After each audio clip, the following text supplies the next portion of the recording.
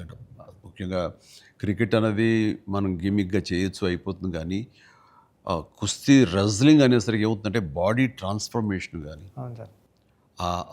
దానికి తగినట్టుగా మనిషి మారిపోవటాన్ని అన్ని రకాలు చేసిన ప్రయత్నాలు గానీ, అది ఓవర్ నైట్ కాదు. అది చరణ్ ఇంట్లో ఎలా కష్టపడేవాడో ప్రతిరోజు నేను విట్నెస్ చేసేవాడిని.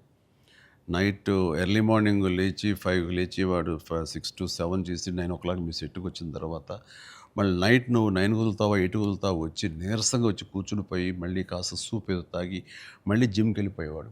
చాలా పైగా అంతా కష్టపడేస్తారు. ఆ 70 డేస్ వెజిటేరియన్ మీదే అవును. ఉన్నాడు. మాల్‌లో ఉన్నారు స్వామి. ఉండి ప్రోటీన్ కోసం ఎంత ఇదంటే హై ప్రోటీన్ కావాలి. Non non vegetarian veg. తినకూడదు. అవును.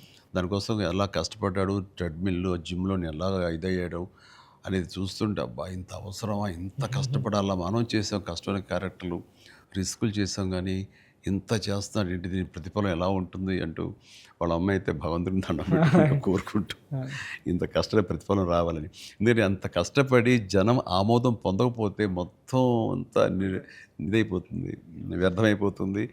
ఇంక కష్టపడితే ఇంతైనా ప్రతిఫలం అనే ఒక డిసప్పాయింట్‌మెంట్ వస్తుంది. వచ్చేస్తది కానీ సార్. ఇప్పుడేంటంటే ఎంత కష్టపడితే అంత అప్రిసియేషన్ వస్తుంది అనేది ఈ పెద్ద క్యారెక్టర్ తను కష్టపడినందుకు జనాలు దీన్ని యాక్సెప్ట్ చేసి వెల్కమ్ చేస్తున్నందుకు, నీరాజనాలు పలుకుతున్నందుకు హ్యాట్స్ ఆఫ్.